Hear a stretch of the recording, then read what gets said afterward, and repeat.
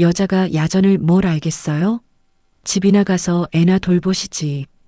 백승철 원사가 비릿하게 웃으며 독주병을 서희주 중장의 머리 위로 기울였습니다. 투명한 수리여군 최초 군단장의 얼굴과 중장 계급장을 적셨습니다. 주변 참모들은 고개를 숙인 채 떨고 있었습니다. 30년 부대 실세, 사단장도 함부로 못하는 절대 권력 앞에서 누구도 나서지 못했습니다. 하지만 백승철은 끝까지 몰랐습니다. 저 조용한 여자가 며칠 뒤 5천 명이 보는 앞에서 자신의 계급장을 직접 뜯어내리라는 것을, 너 오늘부터 내 부대원 아니야 라는 단 한마디로 30년을 끝장내리라는 것을. 오늘의 사연 지금 시작합니다. 오후 8시가 넘어서도 웃음소리로 가득했습니다. 창설 기념일 행사를 무사히 마친 간부들이 둥근 테이블마다 모여 앉아 술잔을 주고받았습니다. 식당 한가운데 상석에는 신임 군단장 서희주 중장이 자리를 잡았습니다.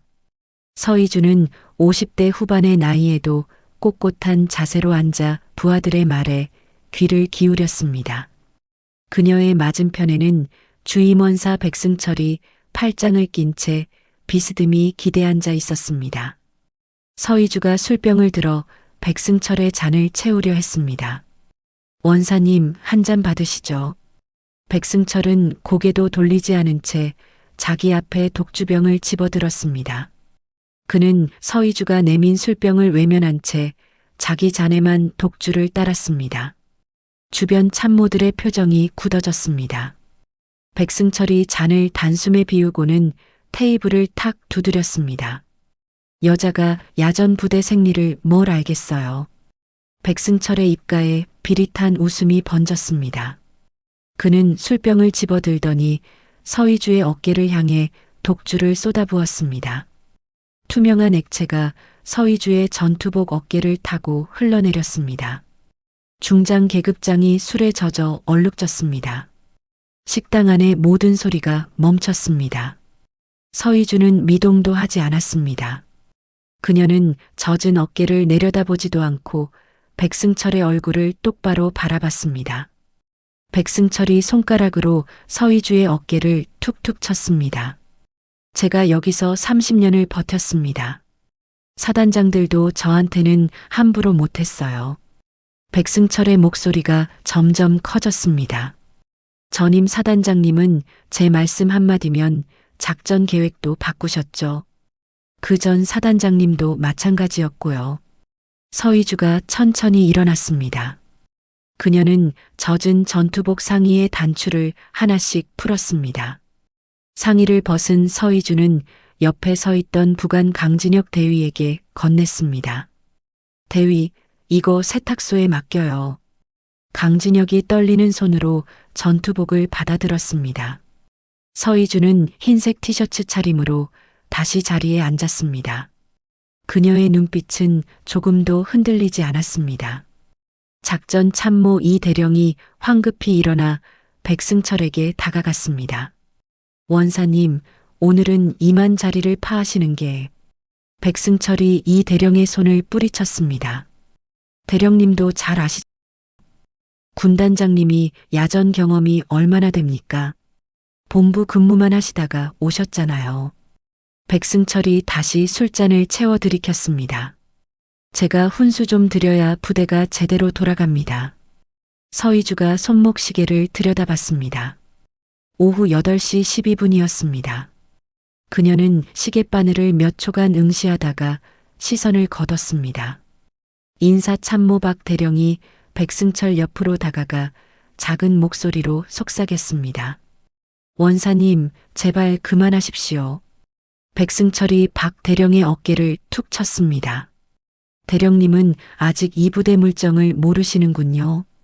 괜찮습니다. 제가 천천히 가르쳐 드리죠. 서희주가 자리에서 일어났습니다. 그녀는 아무 말 없이 식당 문을 향해 걸어갔습니다.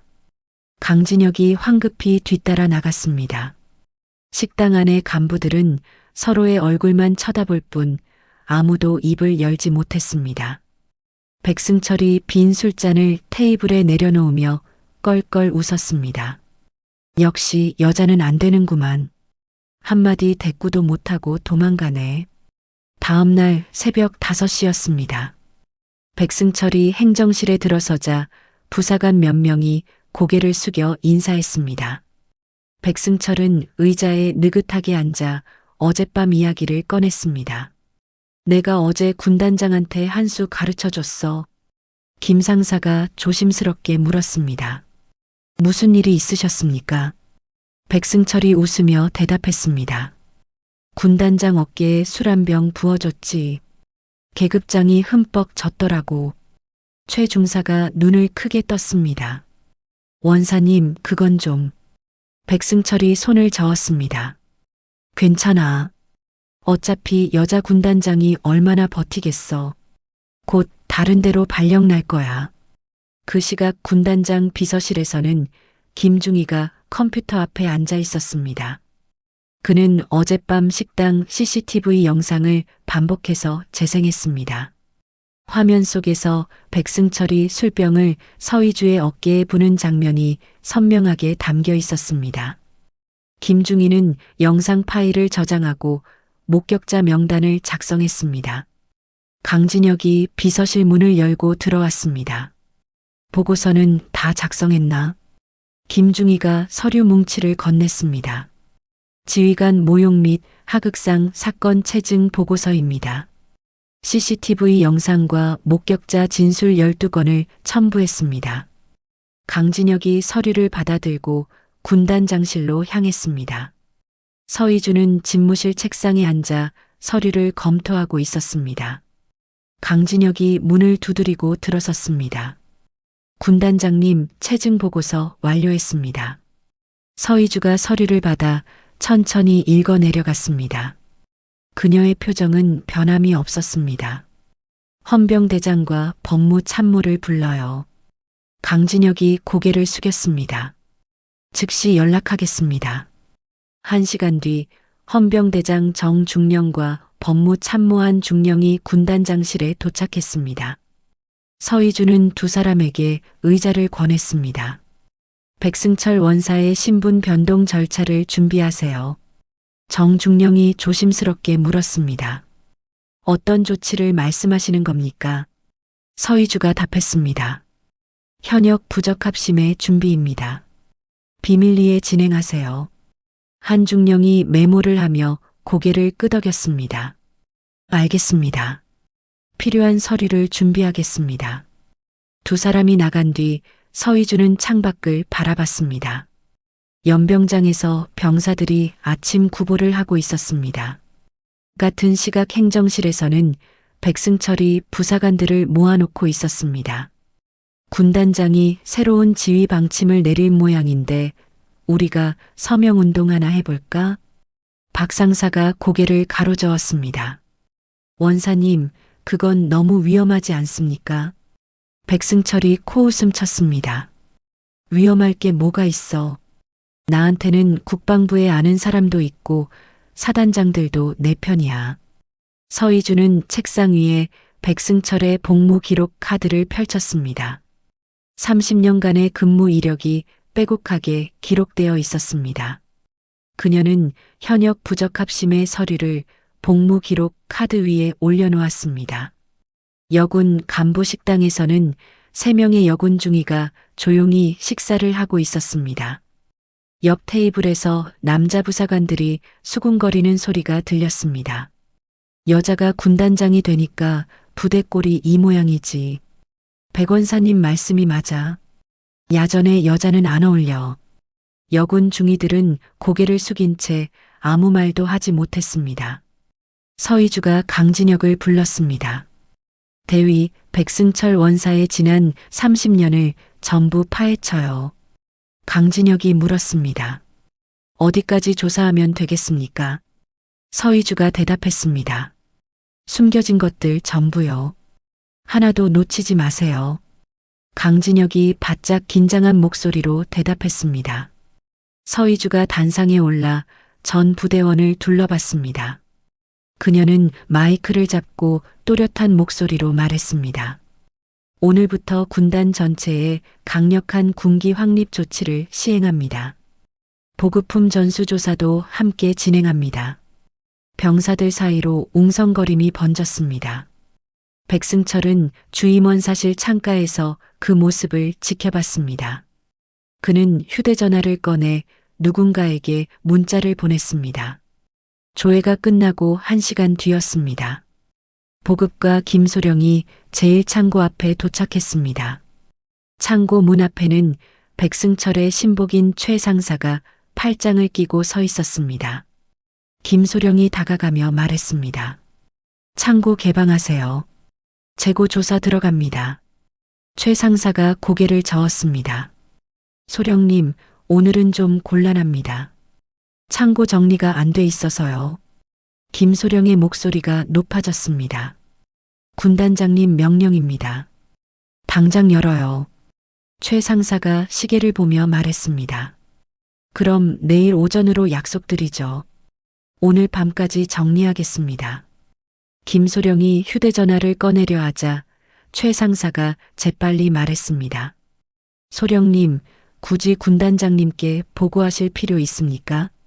제가 책임지고 내일 아침 8시에 개방하겠습니다. 군단 작전회의실에서는 사단급 주임원사 5명이 모여 앉아 있었습니다. 백승철이 회의 테이블 상석에 앉아 말했습니다. 여러분, 군단장이 새로 부임해서 야단법석입니다. 우리가 좀 진정시켜줘야겠어요. 제3사단 주임원사 오원사가 물었습니다. 어떻게 하면 되겠습니까? 백승철이 웃으며 답했습니다. 군단장 지시사항이 하부부대로 내려가지 않게 하면 돼요. 전달 안 하면 그만이죠. 제1사단 주임원사 한 원사가 고개를 끄덕였습니다. 알겠습니다. 우리 사단은 그렇게 하겠습니다. 백승철이 테이블을 두드렸습니다. 좋아요. 군단장이 아무리 명령해도 밑에서 안 움직이면 무용지물이죠. 그날 밤 11시였습니다. 강진혁이 초급 간부 10명을 이끌고 제2창고 앞에 도착했습니다. 그는 조용히 창고 자물쇠를 열었습니다. 박중희가 속삭였습니다. 대위님, 정말 불시 검열하는 겁니까? 강진혁이 고개를 끄덕였습니다. 군단장님 직접 명령이야. 조용히 들어가. 초급 간부들이 손전등을 켜고 창고 안으로 들어갔습니다. 재고 목록과 실제 물량을 대조하기 시작했습니다. 김중희가 한쪽 구석을 살피다가 강진혁을 불렀습니다. 대위님, 여기 좀 보십시오. 강진혁이 다가가자 김중희가 장부를 펼쳐 보였습니다. 장부상으로는 군용 담요가 1000장인데 실제로는 300장밖에 없습니다. 강진혁이 주변을 둘러봤습니다. 나머지는 어디 갔을까? 바로 그때 창고 뒤편에서 차량 소리가 들렸습니다. 강진혁이 재빨리 손짓으로 초급 간부들에게 숨으라고 신호했습니다. 창고 뒷문이 열리고 민간인 복장의 남자 둘이 들어왔습니다. 그들은 군용 침낭 상자들을 들고 나가기 시작했습니다. 강진혁이 손전등을 켜며 큰 소리로 외쳤습니다. 거기서. 민간인 남자들이 깜짝 놀라 상자를 떨어뜨렸습니다. 한 명이 도망치려 했지만 박중희가 재빨리 붙잡았습니다. 강진혁이 남자의 멱살을 잡았습니다. 누구 지시로 여기 들어왔어요? 남자가 버둥거리며 대답했습니다. 저는 그냥 짐만 옮기라고 해서. 강진혁이 다그쳤습니다. 누가 시켰냐고요? 남자가 떨리는 목소리로 말했습니다. 최 상사님이 연락해서 오늘 밤에 물건 좀 빼내라고. 다음 날 아침 백승철은 평소처럼 주임원 사실에 출근했습니다. 그는 책상에 앉아 휴대전화를 꺼냈습니다. 화면에는 생소한 번호로 온 문자 메시지가 떠 있었습니다. 서희주 중장 딸 서혜린, 고등학교 2학년. 매일 오후 4시에 학교. 주소는 아파트 동호. 백승철이 미소를 지으며 전화를 걸었습니다. 자료 잘 받았습니다. 계속 감시하세요. 사진도 찍어서 보내고요. 전화를 끊은 백승철은 서랍에서 봉투 하나를 꺼냈습니다. 봉투 안에는 현금 500만 원이 들어 있었습니다. 같은 시각 강진혁은 군수가 사무실을 수색하고 있었습니다. 그는 군수가 상사 이 상사의 책상 서랍을 열었습니다. 서랍 깊숙한 곳에서 민간 주유소 영수증 뭉치가 나왔습니다. 강진혁이 영수증을 살펴보며 중얼거렸습니다. 군용 유류를 민간 주유소에 팔았군. 오중이가 컴퓨터 파일을 뒤지다가 소리쳤습니다. 대위님, 여기 이상한 엑셀 파일이 있습니다. 강진혁이 다가가 화면을 봤습니다. 파일에는 유류 빼돌린 날짜와 수량, 매각 금액이 상세히 기록되어 있었습니다. 오후 3시였습니다. 서희주가 집무실에서 서류를 검토하고 있었습니다. 비서실 김중희가 조심스럽게 문을 두드렸습니다. 군단장님, 택배가 도착했습니다. 서희주가 고개를 들었습니다. 택배요? 김중희가 갈색 봉투를 건넸습니다. 발신인 표시가 없습니다. 서희주가 봉투를 열었습니다. 안에는 사진 여러 장이 들어 있었습니다. 딸 서혜린이 학교에서 나오는 모습, 아파트 현관으로 들어가는 모습이었습니다. 서희주의 손이 미세하게 떨렸습니다. 하지만 그녀는 곧 사진들을 책상 서랍에 넣고 잠갔습니다. 백승철은 주말을 이용해 제1사단을 방문했습니다. 사단장실에서 김준장이 그를 맞이했습니다. 김준장이 물었습니다. 원사님, 무슨 일로 오셨습니까? 백승철이 의자에 앉으며 말했습니다. 준장님, 군단장이 요즘 부대를 너무 흔들고 있습니다. 김준장이 커피를 한 모금 마셨습니다. 그런가요? 백승철이 몸을 앞으로 기울였습니다. 무리한 조사로 부대 사기가 땅에 떨어졌습니다. 준장님께서 군단장님께 한 말씀 해주셔야죠. 김준장이 난처한 표정을 지었습니다. 그건 제가 나설 문제가.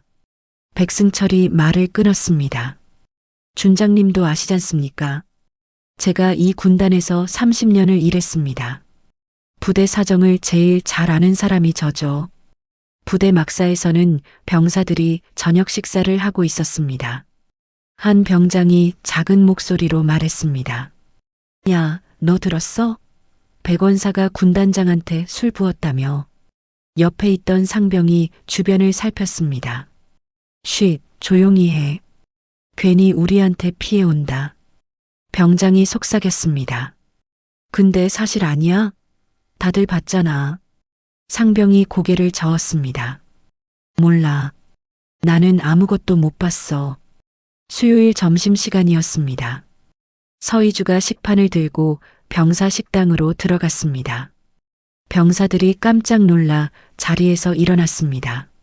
서희주가 손을 저었습니다. 편하게 앉아서 드세요. 그녀는 병사들 옆 빈자리에 앉았습니다. 옆에 앉은 일병이 긴장한 얼굴로 밥을 먹었습니다. 서희주가 부드럽게 물었습니다. 밥은 맛있어요? 일병이 고개를 끄덕였습니다. 네, 군단장님. 서희주가 국을 한 숟가락 떠먹으며 말했습니다. 부대 생활하면서 힘든 거 있으면 언제든 말해요. 일병이 주변을 살피다가 작은 목소리로 말했습니다. 군단장님, 저희. 바로 그때 최 상사가 식당으로 들어왔습니다. 일병이 입을 다물었습니다. 그날 밤 12시였습니다. 군수가 창고 뒤편에서 최 상사가 서류를 태우고 있었습니다. 불꽃이 서류를 집어삼켰습니다. 갑자기 손전등 불빛이 최 상사를 비췄습니다. 강진혁이 헌병 2명과 함께 나타났습니다. 강진혁이 차갑게 말했습니다. 증거인멸 현행범으로 체포합니다. 최 상사가 뒤로 물러섰습니다. 대위님, 이건 오해입니다. 강진혁이 헌병들에게 고개를 끄덕였습니다. 헌병들이 최 상사의 팔을 붙잡았습니다. 다음 날 새벽 서희주의 집무실이었습니다. 강진혁이 노트북을 펼쳐 보였습니다. 화면에는 복잡한 자금 흐름도가 그려져 있었습니다. 강진혁이 설명했습니다. 최 상사가 자백했습니다. 백승철 원사가 주도한 횡령 조직의 전체 구조입니다. 서희주가 화면을 자세히 들여다봤습니다. 증거는 확실한가요? 강진혁이 고개를 끄덕였습니다. 장부와 계좌 이체 내역까지 확보했습니다. 서희주가 의자 등받이에 기댔습니다. 군검찰에 협조 요청하세요. 백승철 주변 인물들 계좌 추적 영장도 신청하고요. 강진혁이 대답했습니다. 오전 10시였습니다. 군단 정문으로 검은색 승용차 3대가 진입했습니다. 첫 번째 차에서 국방부 감찰단장 박 장군이 내렸습니다. 그는 50대 후반의 건장한 체격에 날카로운 눈빛을 가진 인물이었습니다. 강진혁이 급히 서희주에게 보고했습니다. 군단장님, 국방부 감찰단이 도착했습니다. 서희주가 서류에서 눈을 떼지 않고 물었습니다. 사전 통보가 있었나요? 강진혁이 고개를 저었습니다. 없었습니다. 서희주가 자리에서 일어났습니다. 영접 나가죠. 박 장군이 군단장실 복도를 성큼성큼 걸어왔습니다. 그의 뒤로 감찰관 5명이 서류 가방을 들고 따라왔습니다. 서희주가 문 앞에서 거수 경례를 했습니다. 군단장 서희주 중장입니다. 어서 오십시오. 박 장군이 경례를 받으며 차갑게 말했습니다. 실례가 많겠습니다. 중장님, 회의실에 모두 자리를 잡았습니다. 박 장군이 서류 뭉치를 테이블 위에 놓았습니다. 서희주 중장, 귀하는 지휘권 남용 및 부당한 표적 수사 혐의로 감찰 조사를 받게 되었습니다. 서희주의 표정이 굳었습니다. 지휘권 남용이라니요? 박 장군이 서류를 펼쳤습니다. 백승철 주임원사를 비롯한 여러 부사관들이 부당한 압박을 받았다는 진정서가 접수되었습니다. 강진혁이 벌떡 일어났습니다. 그건 사실이 아닙니다. 박 장군이 강진혁을 쏘아봤습니다. 대위, 자리에 앉으시오. 당신도 조사 대상입니다. 서희주가 강진혁에게 눈짓했습니다. 강진혁이 떨리는 주먹을 쥐고 자리에 앉았습니다. 박 장군이 서희주를 향해 말했습니다. 즉시 지휘권을 정지합니다. 조사가 끝날 때까지 관사에서 대기하십시오. 서희주가 또박또박 물었습니다. 법적 근거가 무엇입니까? 박 장군이 서류를 내밀었습니다. 국방부 장관 명의의 조사 명령서입니다. 확인하시죠. 서희주가 서류를 받아들었습니다. 그녀의 손이 살짝 떨렸지만 곧 진정되었습니다. 1시간 뒤 서희주는 관사로 돌아갔습니다. 강진혁이 차에서 내리며 말했습니다. 군단장님, 제가 국방부에 항의하겠습니다. 서희주가 고개를 저었습니다. 아직은 때가 아니에요. 기다리세요. 그날 저녁 고급 한정식집 개인실이었습니다. 박 장군과 백승철이 마주 앉아 술잔을 기울였습니다. 백승철이 웃으며 말했습니다. 장군님, 수고 많으셨습니다. 박 장군이 술을 한 잔 비우고 말했습니다. 이번 주 안에 처리하겠네. 서희주가 자진 사퇴하게 만들 거야. 백승철이 고개를 끄덕였습니다. 역시 장군님을 믿길 잘했습니다. 박 장군이 고기를 집어먹으며 물었습니다. 진술서는 준비했나? 백승철이 가방에서 서류를 꺼냈습니다. 20명 분량 준비했습니다. 전부 서희주가 부당하게 압박했다는 내용입니다. 박 장군이 서류를 받아 훑어봤습니다. 좋아. 이 정도면 충분해. 토요일 오후였습니다. 군단 위병소에 한 남자가 나타났습니다. 그는 30대 초반으로 보이는 말쑥한 차림이었습니다. 위병이 다가갔습니다. 무슨 일로 오셨습니까? 남자가 대답했습니다.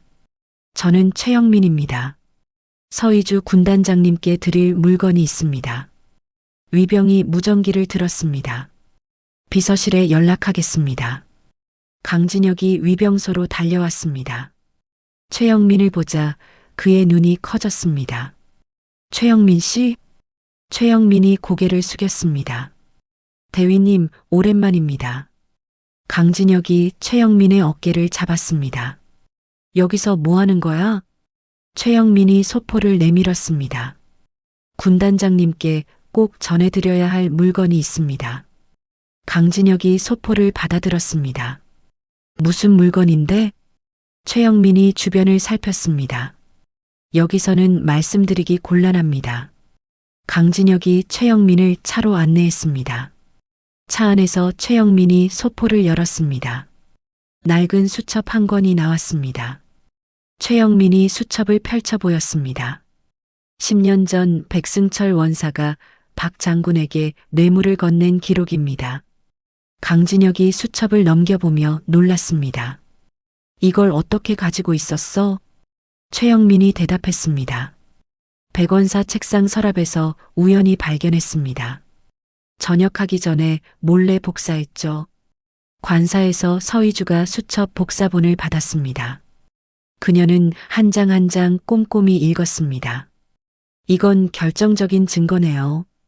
강진혁이 조심스럽게 말했습니다. 최영민 씨를 안전한 곳으로 옮기는 게 좋겠습니다. 서희주가 고개를 끄덕였습니다. 그렇게 하세요. 녹취도 받고요. 월요일 아침이었습니다. 박 장군이 관사로 서희주를 찾아왔습니다. 거실에서 두 사람이 마주 앉았습니다. 박 장군이 서류를 내밀었습니다. 자진 사퇴서입니다. 서명하십시오. 서희주가 서류를 보지도 않고 말했습니다. 거부합니다. 박 장군의 목소리가 높아졌습니다. 중장, 이러지 마십시오. 명예롭게 마무리할 기회를 드리는 겁니다. 서희주가 차분하게 대답했습니다. 저는 아무 잘못이 없습니다. 박 장군이 테이블을 손바닥으로 쳤습니다. 부대원 20명이 중장의 지휘권 남용을 증언했습니다. 서희주가 휴대전화를 꺼냈습니다. 장군님, 이걸 들어보시죠. 그녀가 재생 버튼을 눌렀습니다. 최영민의 목소리가 흘러나왔습니다. 백승철 원사는 박 장군에게 매년 5천만 원씩 뇌물을 건넸습니다. 대가로 진급 인사에 개입했고요. 박 장군의 얼굴이 하얗게 질렸습니다.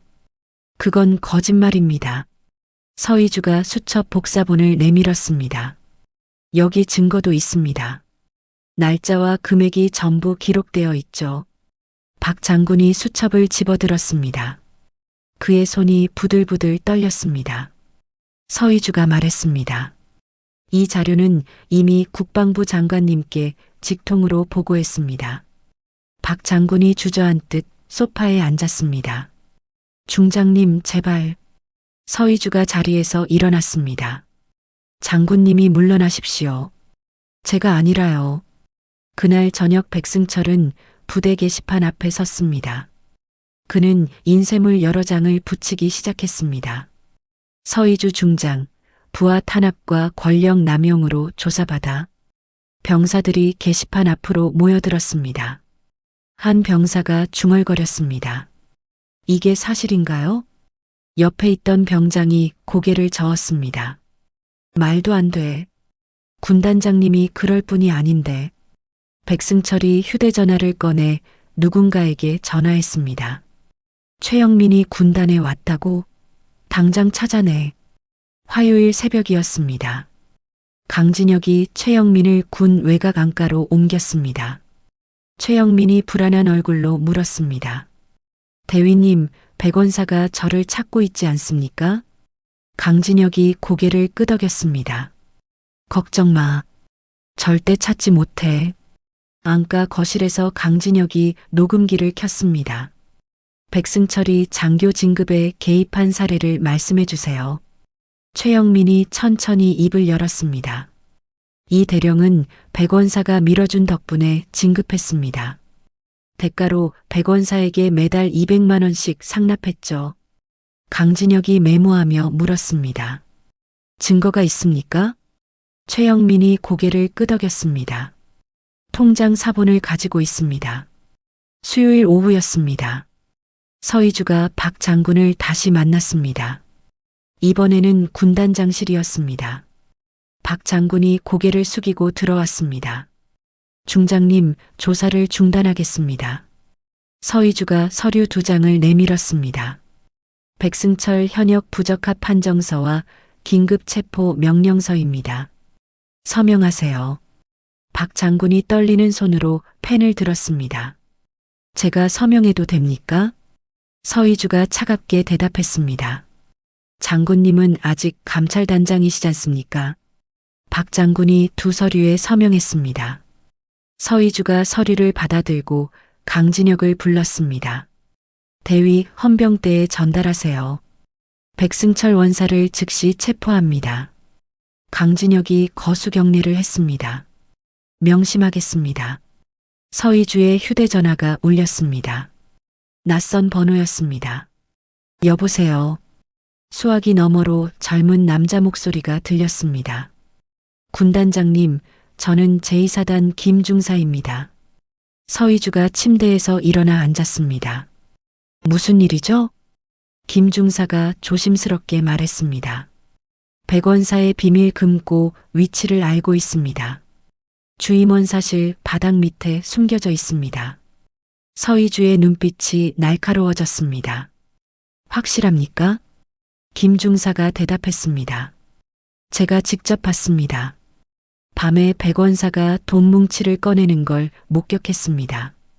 서희주가 강진혁에게 전화를 걸었습니다. 대위, 당장 주임원 사실로 가요. 바닥을 뜯어요. 1시간 뒤 강진혁과 헌병 3명이 주임원 사실에 도착했습니다. 책상 아래 바닥 타일을 드러내자 작은 금고가 나타났습니다. 강진혁이 금고 자물쇠를 공구로 열었습니다. 금고 안에는 현금 다발과 장부, USB가 들어 있었습니다.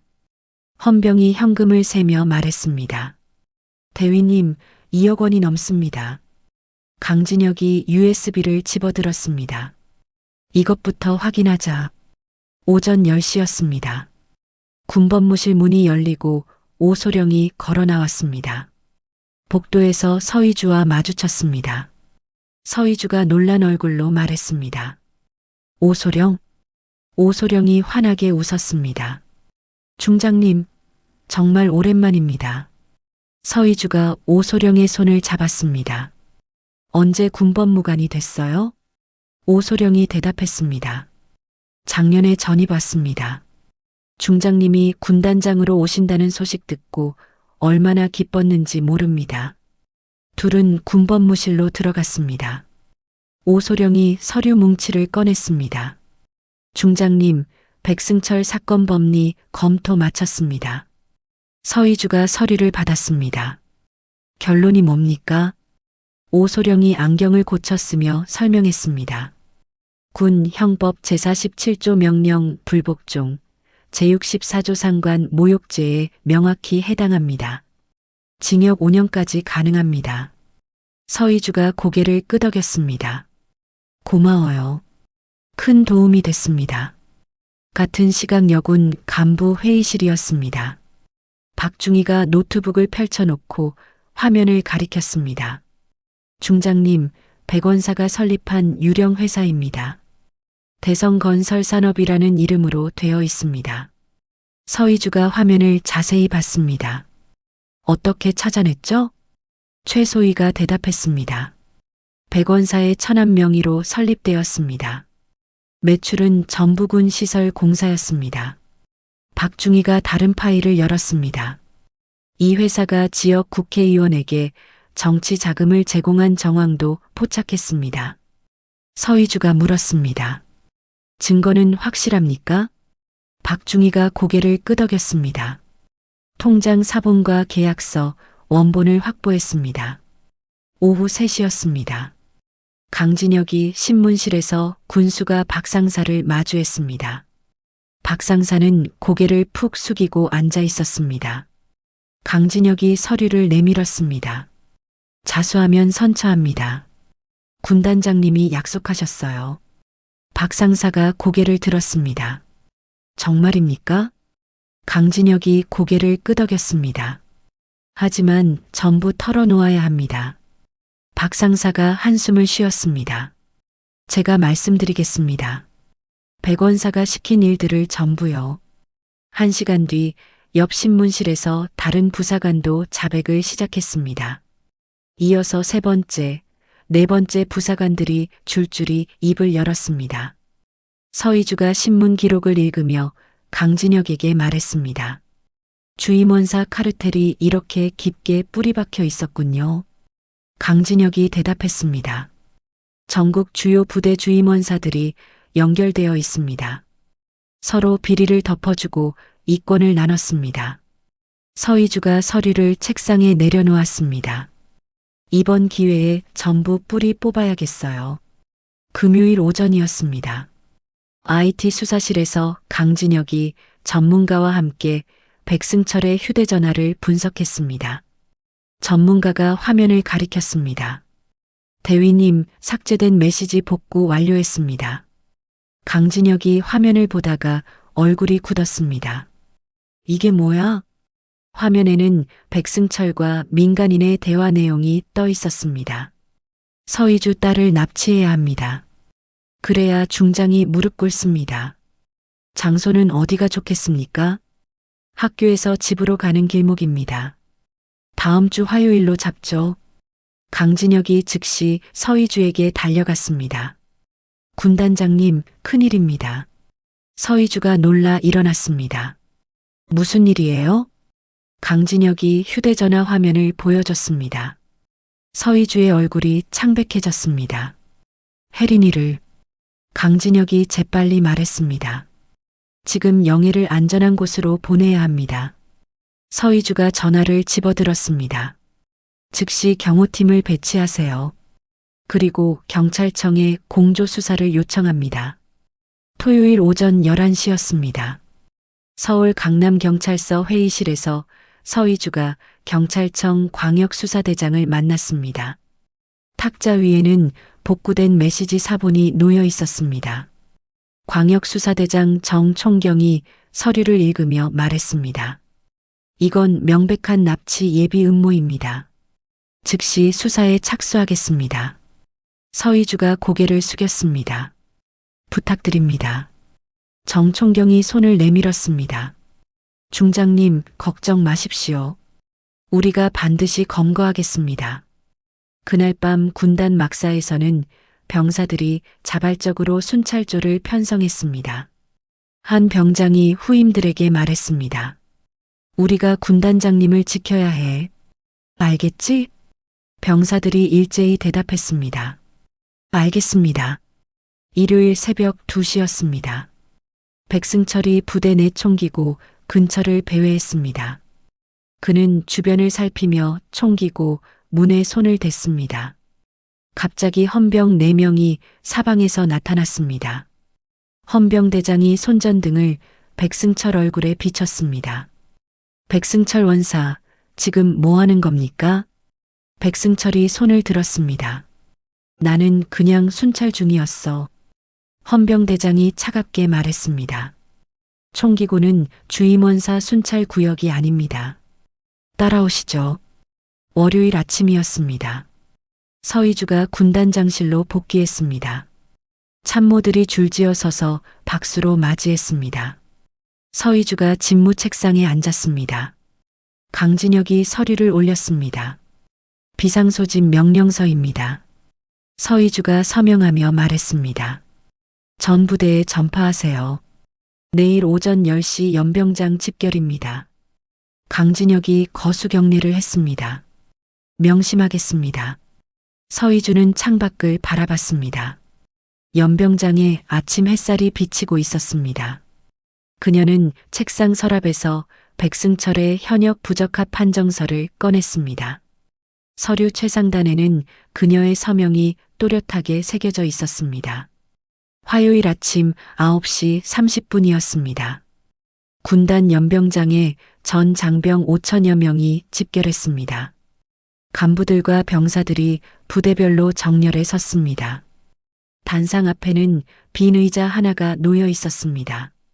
서희주가 단상에 올랐습니다. 그녀는 전투복을 단정하게 입고 중장 계급장을 달고 있었습니다. 연병장에 정적이 흘렀습니다. 헌병 4명이 백승철을 끌고 왔습니다. 백승철은 손에 수갑이 채워진 채였습니다. 그는 단상 앞 의자에 앉았습니다.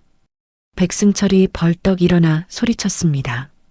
이게 무슨 예우냐? 나를 범죄자 취급하는 거야. 서희주가 마이크를 잡았습니다. 그녀의 목소리가 연병장 전체에 울려 퍼졌습니다. 백승철 원사, 지금부터 당신이 저지른 죄를 밝히겠습니다. 백승철이 서희주를 향해 손가락질했습니다. 중장, 당신이 나한테 무슨 짓을 하는 거야? 서희주가 손에 든 서류를 펼쳤습니다.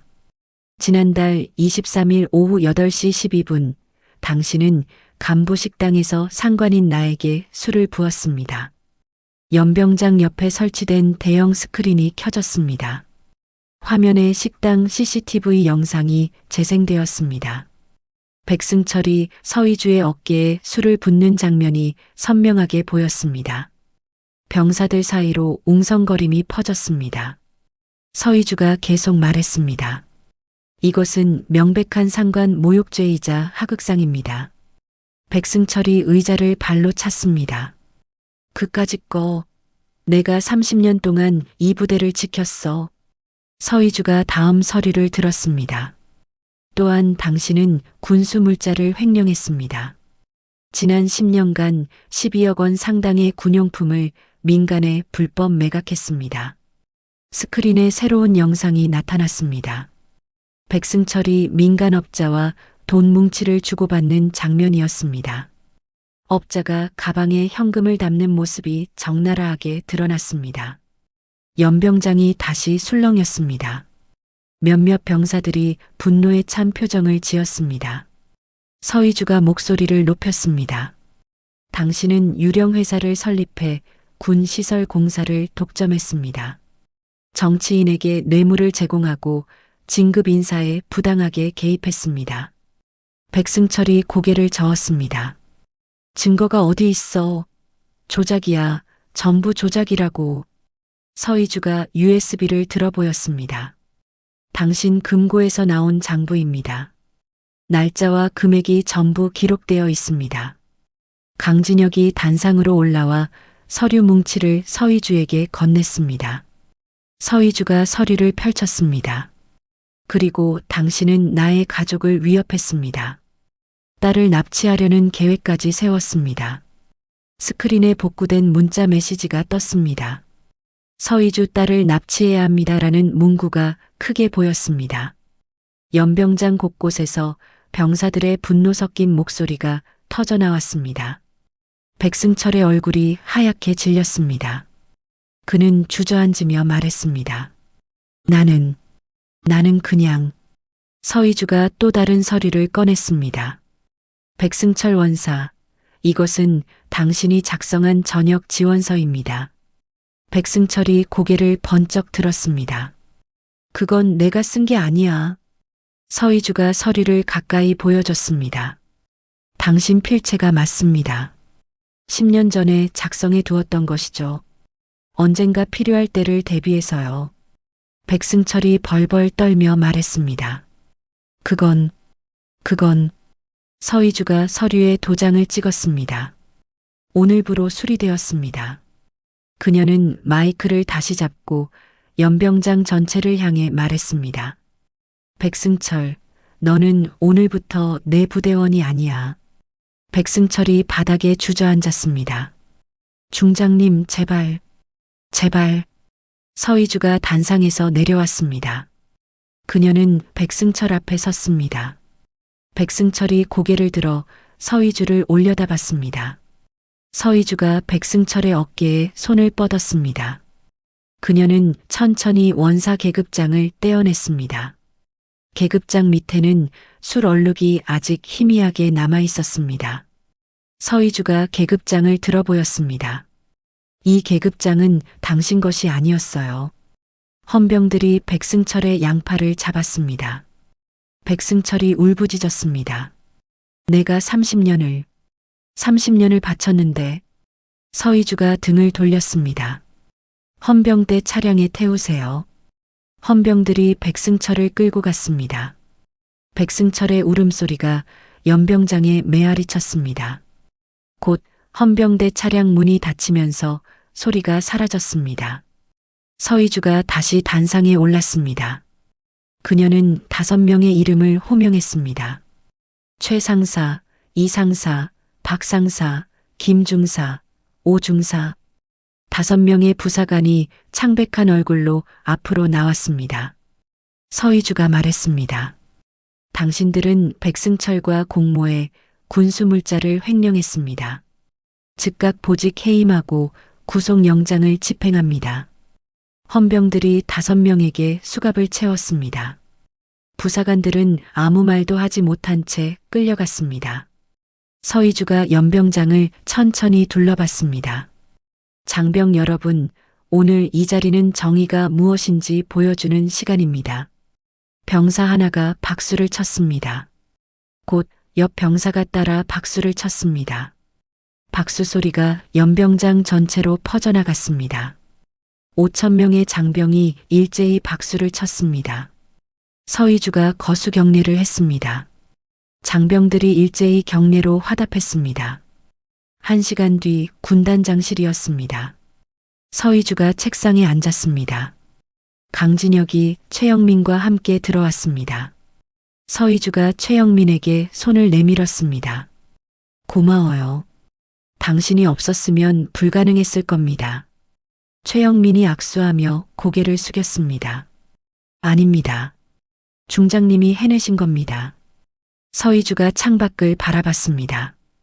연병장에서 장병들이 흩어지고 있었습니다. 강진혁이 주임원사실 명패를 들고 왔습니다. 명패에는 백승철의 이름이 새겨져 있었습니다. 강진혁이 쓰레기통에 명패를 던졌습니다. 명패가 쓰레기통 바닥에 떨어지는 소리가 났습니다. 서희주가 자리에서 일어났습니다. 그녀는 다시 연병장을 내려다봤습니다. 햇살이 연병장을 환하게 비추고 있었습니다. 강진혁이 조용히 말했습니다. 중장님, 군단이 달라질 것 같습니다. 서희주가 고개를 끄덕였습니다. 이제 시작입니다. 진짜 변화는 지금부터예요. 서혜린의 학교 복도에서 비명이 터져 나왔습니다. 한 여학생이 바닥에 쓰러져 코피를 흘렸습니다. 서혜린이 그 옆에 서 있었습니다. 담임교사가 달려왔습니다. 무슨 일이야? 쓰러진 학생이 서혜린을 가리키며 울먹였습니다. 혜린이가 때렸어요. 서혜린이 고개를 저었습니다. 아니에요. 선생님, 저는 그냥 지나가다가. 담임교사가 서혜린의 팔을 잡았습니다. 일단 교무실로 가자. 그날 저녁 인터넷 커뮤니티에 영상 하나가 올라왔습니다. 제목은 군단장 딸, 동급생 무차별 폭행이었습니다. 영상에는 서혜린이 여학생을 밀치는 장면이 담겨 있었습니다. 조회수가 순식간에 10,000건을 넘었습니다. 댓글이 달리기 시작했습니다. 역시 군인 자식은 폭력적이네. 엄마가 장군이면 뭐해, 딸이 이 모양인데. 목요일 아침이었습니다. 서혜린의 담임교사가 사물함을 열었습니다. 가방 안쪽에서 작은 비닐봉지가 나왔습니다. 봉지 안에는 흰색 가루가 들어 있었습니다. 교감이 비닐봉지를 집어들며 말했습니다. 경찰에 신고해야겠습니다. 담임교사가 놀라며 물었습니다. 교감 선생님, 이게 정말? 교감이 고개를 끄덕였습니다. 일단 간이 시약으로 검사해 봅시다. 오전 11시였습니다. 뉴스 속보가 터졌습니다. 여군 중장 딸 마약 소지 및 학교 폭력 가해자로 드러나 방송사마다 이 뉴스를 앞다투어 보도했습니다. 서혜린의 졸업사진이 화면에 크게 나왔습니다. 리포터가 학교 앞에서 마이크를 잡았습니다. 서혜린 양은 평소 품행이 불량했다는 증언이 나오고 있습니다. 군단장실에서 서희주가 뉴스를 봤습니다. 그녀의 손이 리모컨을 꽉 쥐었습니다. 강진혁이 급히 들어왔습니다. 군단장님, 영애 학교에서 연락 왔습니다. 서희주가 자리에서 벌떡 일어났습니다. 뭐라고 했습니까? 강진혁이 조심스럽게 대답했습니다. 경찰이 학교로 출동했다고 합니다. 서희주가 재킷을 집어들었습니다. 당장 차 준비하세요. 같은 시각 육군교도소 면회실이었습니다. 백승철이 변호사와 마주 앉았습니다. 변호사가 신문 기사를 보여줬습니다. 원사님, 계획대로 되고 있습니다. 백승철이 비웃음을 지었습니다. 서희주 그년도 이제 끝이야. 딸이 무너지면 엄마도 무너져. 변호사가 메모지를 꺼냈습니다. 이번 주 안에 추가 폭로를 준비했습니다. 서희주가 딸의 범죄를 덮으려고 군 병력을 동원했다는 내용입니다. 백승철이 손뼉을 쳤습니다. 좋아. 그렇게 해. 오후 4시였습니다. 교육청 회의실에서 긴급 회의가 열렸습니다. 교육감이 서류를 내려놓으며 말했습니다. 서희주 중장 관사에 대한 조사가 필요합니다. 교육청 장학사가 조심스럽게 물었습니다. 군인 가족이라 민감한 사안 아닙니까? 교육감이 고개를 저었습니다. 여론이 들끓고 있습니다. 공정한 조사를 해야 합니다. 서희주의 휴대전화가 울렸습니다. 남편의 목소리가 떨리고 있었습니다. 여보, 혜린이가 학교에서 경찰차에 실려갔어. 서희주가 차 안에서 눈을 감았습니다. 지금 어디 있어요? 남편이 대답했습니다. 경찰서로 가는 중이야. 기자들이 우리 집 앞에 진을 치고 있어. 서희주가 창밖을 봤습니다. 곧 도착할게요. 조금만 기다려요. 금요일 아침 국방부였습니다. 인사국장이 서희주에게 전화를 걸었습니다. 중장, 상황이 좋지 않습니다. 서희주가 전화를 받으며 물었습니다. 무슨 말씀이십니까? 인사국장이 한숨을 쉬었습니다. 장관님께서 중장의 보직 사퇴를 검토하고 계십니다. 서희주의 얼굴이 굳었습니다. 제가 잘못한 게 없습니다. 인사국장이 조심스럽게 말했습니다.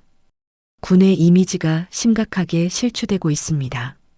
이해해 주십시오. 저녁 8시였습니다. 서희주의 관사 거실이었습니다. 서혜린이 소파에 웅크리고 앉아 있었습니다. 그녀의 눈은 붉게 충혈되어 있었습니다. 서희주가 딸의 어깨를 안았습니다. 혜린아, 괜찮아. 서혜린이 고개를 저었습니다. 엄마, 나 때문에 엄마 꿈이. 서혜린의 목소리가 떨렸습니다. 나 때문에 엄마가 군단장 그만둬야 하잖아. 나 때문에. 서혜린이 서희주의 품에 안겨 울었습니다. 서희주는 딸의 머리를 쓰다듬었습니다. 남편이 부엌에서 나왔습니다. 여보, 검찰에서 연락 왔어. 나보고 세무조사 받으러 오래. 서희주가 고개를 들었습니다. 세무조사요? 남편이 고개를 끄덕였습니다. 10년 전 소득 신고 누락건이래. 그때 100만 원도 안 되는 금액인데 갑자기 왜? 서희주가 주먹을 쥐었습니다. 백승철 놈들이 또 공작을 벌이는 거야. 토요일 아침이었습니다. 군단 막사 게시판에 유인물이 붙어 있었습니다. 서희주 중장의 진실. 딸은 마약쟁이, 남편은 탈세범. 병사 몇 명이 유인물을 읽고 수군거렸습니다. 한 병사가 고개를 저었습니다. 이거 진짜야? 옆 병사가 유인물을 떼어냈습니다. 말도 안 돼. 군단장님이 그럴 뿐이 아니야. 오후 3시였습니다. 백승철의 변호사가 서희주에게 편지를 보냈습니다. 편지에는 한 줄이 적혀 있었습니다. 딸을 살리고 싶으면 백승철 원사에 대한 항소를 포기하고 조용히 물러나십시오. 서희주가 편지를 찢어버렸습니다. 강진혁이 조심스럽게 물었습니다. 군단장님, 괜찮으십니까? 서희주가 대답했습니다.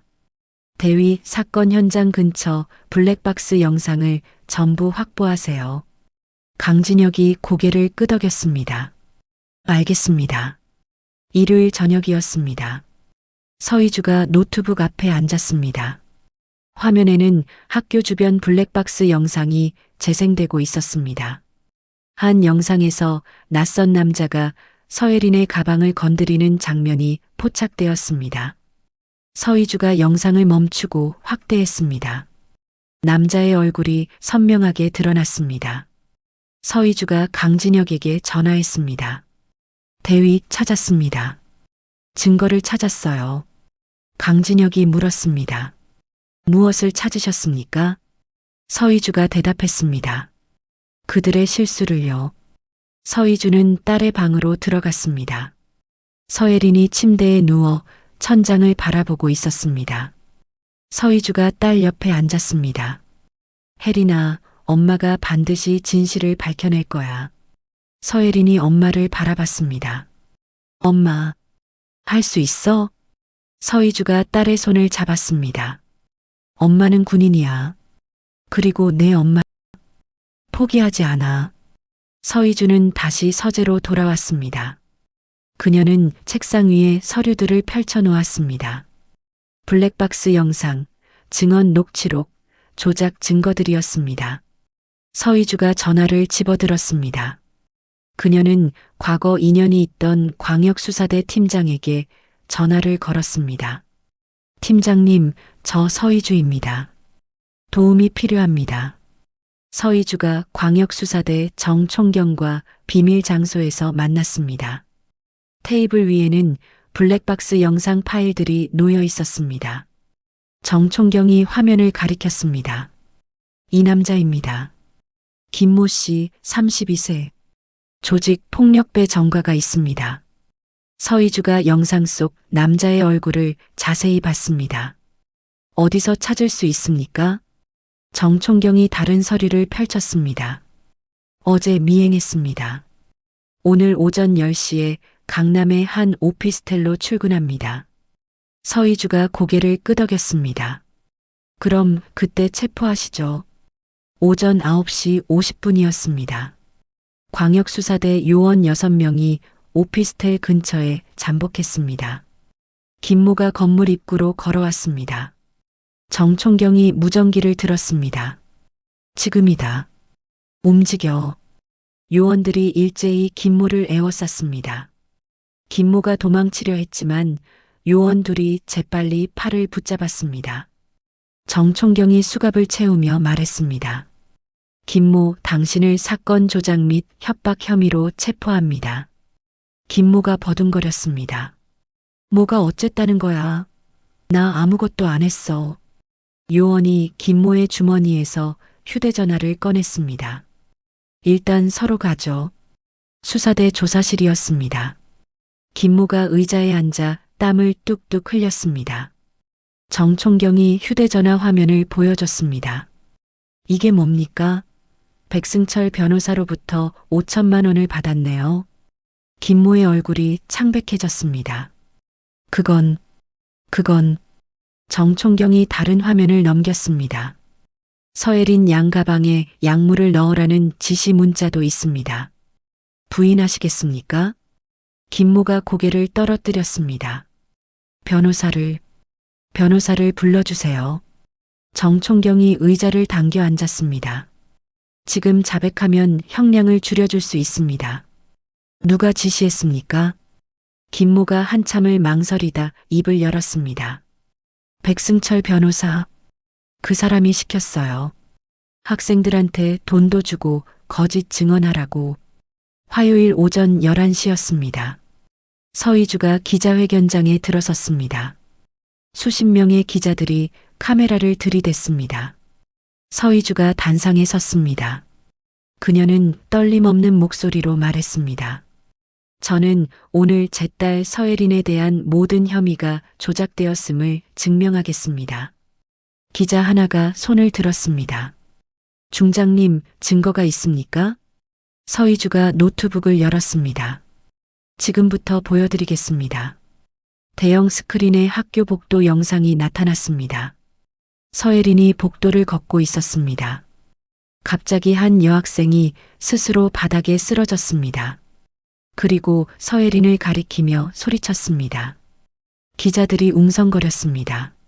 서희주가 다음 영상을 틀었습니다.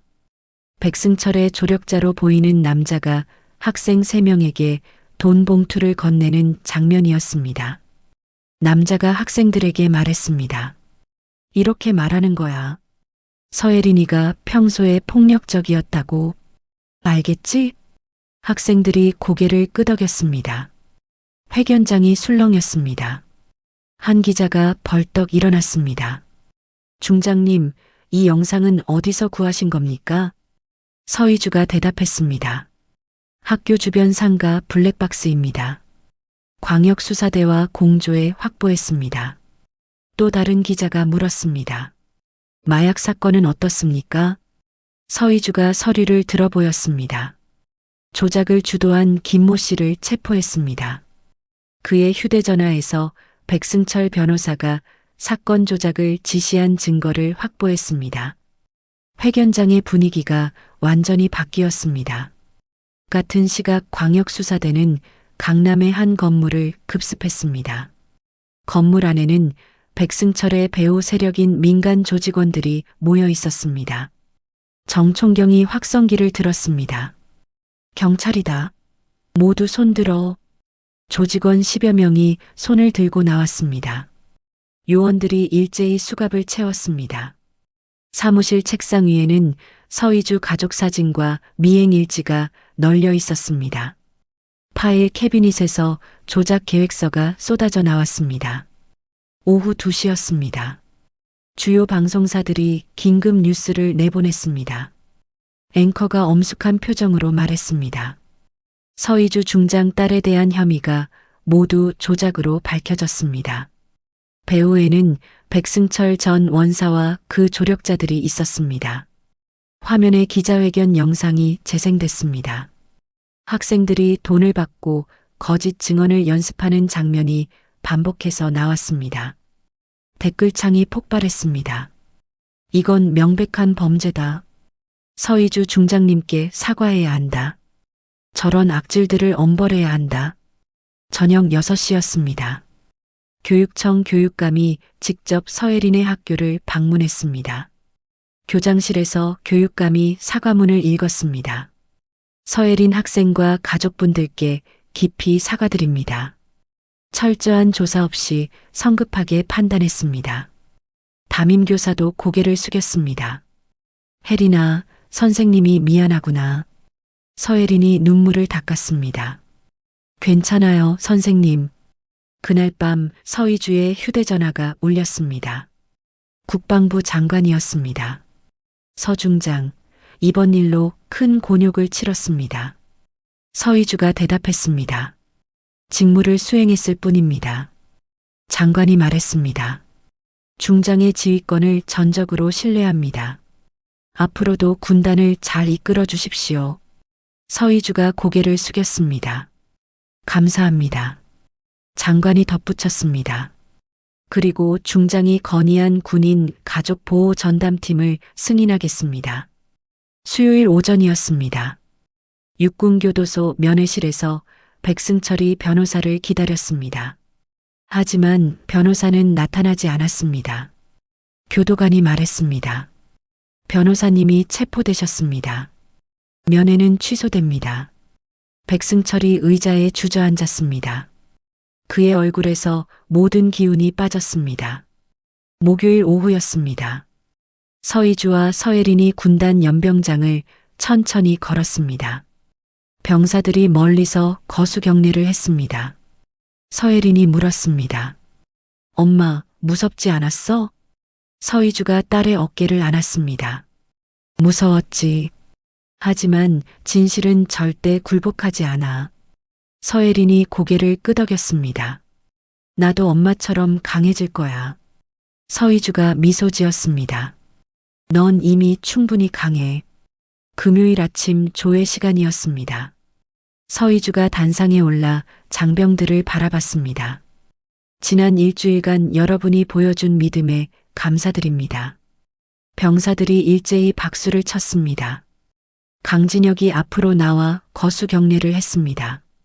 군단장님, 전 부대원이 중장님을 신뢰합니다. 장병들이 함성을 질렀습니다. 충성. 서희주가 가슴에 손을 얹었습니다. 그녀는 이 순간을 평생 기억하리라 다짐했습니다. 저녁 8시였습니다. 서희주의 관사 거실에서 가족 셋이 식사를 했습니다. 남편이 서희주의 손을 잡았습니다. 여보, 정말 고생 많았어. 서희주가 웃었습니다. 우리 가족이 함께였잖아. 서예린이 엄마와 아빠를 번갈아 봤습니다. 우리 가족 최고야. 서희주는 딸의 머리를 쓰다듬었습니다. 그녀의 얼굴에 지난 며칠간 볼 수 없었던 밝은 미소가 번졌습니다.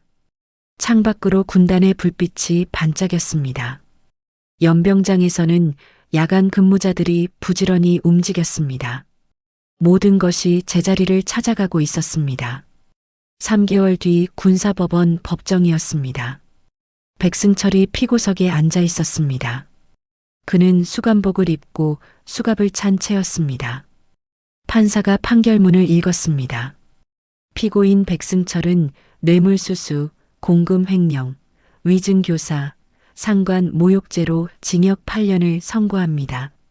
백승철의 어깨가 축 처졌습니다. 방청석에서 한숨소리가 새어나왔습니다. 판사가 계속 말했습니다. 피고인은 30년간 쌓은 신뢰를 배신하고 군의 기강을 무너뜨렸습니다. 엄중한 처벌이 불가피합니다. 백승철이 고개를 떨어뜨렸습니다. 법정 경위가 그를 일으켜 세웠습니다. 같은 날 오후 국방부 대회의실이었습니다. 국방부 장관이 서희주에게 문서를 건넸습니다. 서희주 중장 축하합니다. 여군 최초 사성 장군 진급 대상자로 지명되었습니다. 서희주가 서류를 받으며 거수 경례를 했습니다. 과분한 영광입니다. 장관이 미소 지었습니다. 중장의 공로를 인정한 결과입니다. 앞으로도 군을 이끌어 주십시오. 서희주가 대답했습니다. 최선을 다하겠습니다. 2달 뒤 군단 이임식 날이었습니다. 새벽부터 부대원들이 연병장을 정리하기 시작했습니다. 병사들이 자발적으로 단상을 꾸몄습니다. 한 병장이 화환을 들고 왔습니다. 이거 어디에 놓을까요? 옆에 있던 상병이 가리켰습니다. 단상 양쪽에 놓자. 군단장님이 제일 잘 보이게. 오전 10시였습니다. 전 부대원 5천여 명이 연병장에 정렬했습니다. 서희주가 단상으로 걸어 나왔습니다. 그녀의 어깨에는 새로 단 대장 계급장이 햇빛에 빛났습니다. 장병들이 일제히 거수 경례를 했습니다. 서희주가 마이크를 잡았습니다. 사랑하는 군단 장병 여러분. 그녀의 목소리가 떨렸습니다. 오늘 이 자리에 서니 많은 생각이 듭니다. 서희주가 잠시 말을 멈추고 장병들을 천천히 둘러봤습니다. 제가 이 부대에 부임했을 때 여러분은 저를 시험했습니다. 몇몇 병사들이 고개를 숙였습니다. 하지만 여러분은 결국 정의를 선택했습니다. 그것이 진정한 군인의 모습입니다. 서희주가 계급장을 만졌습니다. 계급은 권력이 아니라 책임입니다. 이 말을 절대 잊지 마십시오. 연병장의 박수 소리가 울려 퍼졌습니다. 서희주가 눈물을 닦았습니다. 여러분과 함께한 시간을 평생 잊지 않겠습니다. 강진혁이 앞으로 나와 꽃다발을 바쳤습니다. 대장님, 존경합니다. 장병들이 함성을 질렀습니다. 충성, 충성. 이임식이 끝난 뒤 서희주가 군단을 천천히 걸었습니다. 막사 앞을 지나고 훈련장을 거쳤습니다. 간부 식당 앞에서 그녀가 멈춰 섰습니다. 강진혁이 옆에 섰습니다. 대장님, 이곳이 모든 것이 시작된 곳이죠. 서희주가 고개를 끄덕였습니다. 맞아요. 정의가 시작된 곳이에요. 부대 정문 앞에는 새로운 기념비가 세워져 있었습니다. 비석에는 명예와 헌신이라는 글자가 새겨져 있었습니다. 서희주가 비석을 쓰다듬었습니다. 이 정신을 이어가 주세요. 강진혁이 거수 경례를 했습니다. 명심하겠습니다. 1년 뒤였습니다. 최영민이 군 상담센터 문을 열었습니다. 간판에는 희망 상담소라고 적혀 있었습니다. 한 젊은 병사가 찾아왔습니다. 저 부대 생활이 힘들어서요. 최영민이 의자를 권했습니다. 앉으세요. 천천히 말해보세요. 병사가 눈물을 흘렸습니다. 최영민이 병사의 어깨를 다독였습니다. 괜찮아요. 여기서는 안전합니다. 그해 가을 육군사관학교였습니다. 신입생 입학식장에서 서혜린이 대표로 선서를 했습니다. 저는 대한민국 육군 사관생도로서 명예를 지킬 것을 엄숙히 선서합니다. 관중석에 앉은 서희주가 박수를 쳤습니다. 남편이 서희주의 손을 잡았습니다. 딸이 당신을 닮았어. 서희주가 웃었습니다. 아니, 딸은 나보다 더 강해요. 입학식이 끝난 뒤 서혜린이 부모에게 달려왔습니다. 엄마, 내가 해냈어. 서희주가 딸을 안았습니다. 자랑스러워. 정말 자랑스러워. 서혜린이 속삭였습니다. 엄마처럼 훌륭한 군인이 될게. 육군교도소 독방이었습니다. 백승철이 침대에 누워 천장을 바라봤습니다. 교도관이 문을 두드렸습니다. 백승철, 신문 왔다. 신문 일면에는 서희주의 사진이 실려 있었습니다. 제목은 여군 최초 대장, 군 개혁의 상징으로였습니다. 백승철이 신문을 구겨 던졌습니다. 그는 벽을 향해 몸을 돌렸습니다. 국방부 대장실이었습니다. 서희주가 젊은 여군 장교들을 만났습니다. 한소희가 조심스럽게 물었습니다. 대장님, 힘들 때는 어떻게 버티셨습니까? 서희주가 대답했습니다. 원칙을 지켰습니다. 그것만이 우리를 지켜줍니다. 또 다른 중위가 물었습니다. 여군이라는 이유로 무시당할 때는요? 서희주가 미소 지었습니다. 능력으로 증명하세요. 말이 아니라 행동으로요. 여름휴가철이었습니다. 서희주 가족 셋이 제주도 해변을 걸었습니다. 서혜린이 바다를 향해 소리쳤습니다. 야호! 서희주와 남편이 손을 잡고 걸었습니다. 남편이 말했습니다. 이제 좀 쉬어도 되지 않아? 서희주가 고개를 저었습니다. 아직 할 일이 많아요. 군대를 바꿔야 해요. 남편이 웃었습니다. 당신은 평생 군인이구나. 서희주가 남편을 바라봤습니다. 당신이 있어서 가능했어요. 고마워요. 5년 뒤였습니다. 서희주의 퇴임식 날이었습니다. 그녀는 63세가 되어 있었습니다. 국방부 앞마당에서 거수 경례 의식이 진행됐습니다. 수백 명의 장병들이 참석했습니다. 국방부 장관이 훈장을 달아줬습니다. 서희주 대장, 40년간 헌신에 감사드립니다. 서희주가 마지막 연설을 했습니다. 저는 평범한 군인이었습니다. 다만 옳은 것을 지키려 했을 뿐입니다. 그녀가 주변을 둘러봤습니다. 여러분도 그렇게 살아주십시오. 계급이 아니라 명예로 기억되는 군인이 되십시오. 석양이 서희주를 비췄습니다. 그녀는 마지막으로 거수 경례를 했습니다. 장병들이 일제히 경례로 답했습니다. 강진혁이 이제 대령이 되어 앞줄에 서 있었습니다. 그의 눈가에 눈물이 맺혔습니다. 서희주가 단상에서 내려왔습니다. 서혜린이 소령 계급장을 달고 달려와 안겼습니다. 엄마, 수고하셨어요. 서희주가 딸의 등을 두드렸습니다. 이제 내 차례야. 저녁 노을이 하늘을 물들였습니다. 서희주는 국방부 정문을 나서며 뒤를 돌아봤습니다. 그녀가 지켜온 군대가 저 너머에 있었습니다. 남편이 차 문을 열어줬습니다. 집에 가자. 서희주가 차에 타며 말했습니다. 네, 집에 가요. 차가 천천히 출발했습니다. 백미러에 비친 국방부 건물이 점점 작아졌습니다. 서희주는 창밖을 바라보며 미소 지었습니다. 그녀의 여정은 끝났지만 그녀가 남긴 정신은 계속될 것이었습니다. 젊은 군인들이 그 길을 이어갈 것이었습니다. 해가 지평선 너머로 사라졌습니다. 서희주의 위대한 군 생활 이야기가 막을 내렸습니다. 서희주 대장의 이야기는 단순히 한 여군 장교의 성공담이 아닙니다. 이것은 부조리한 권력에 맞서 원칙을 지킨 한 사람의 용기에 관한 이야기입니다. 30년간 쌓인 비리 카르텔 앞에서도, 가족이 위협받는 절체절명의 순간에도 서희주는 흔들리지 않았습니다. 그녀는 계급장이 아니라 정의로 싸웠고, 권력이 아니라 원칙으로 승리했습니다. 백승철은 자신의 인맥과 오랜 경력을 믿었지만 결국 무너졌습니다. 진실은 언제나 승리한다는 것을 이 이야기가 증명합니다. 우리 모두의 삶에도 부당함과 맞서야 할 순간이 찾아옵니다. 그때 서희주처럼 당당하게 싸울 수 있기를, 그리고 우리 주변의 서희주들을 응원할 수 있기를 바랍니다. 계급은 권력이 아니라 책임입니다. 이 한 문장을 기억해 주십시오.